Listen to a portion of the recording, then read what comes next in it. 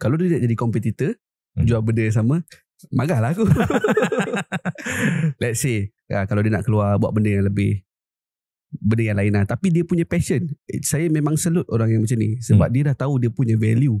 At the same time, kita tak dapat meet dia punya requirement. Kemungkinan time tu dia punya value dah gaji RM8,000, kita hanya mampu RM5,000. Okay, kita nak cakap apa lagi kan?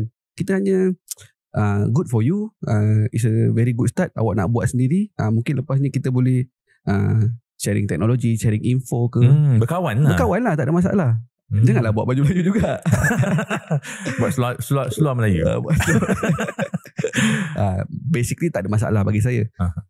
Saya rasa lagi bangga lah kalau dapat situasi macam ni. Sebab okay, kau berada di sini 2-3 tahun, kau dah boleh, kau belajar macam ni, kau boleh ikut, at the same time kau boleh buat sendiri. Kau dah ada satu insting yang okay, aku nampak ada kelompongan di sini, aku ada cara untuk improve, tapi company dia tak boleh meet aku punya requirement ni, aku nak buat sendiri.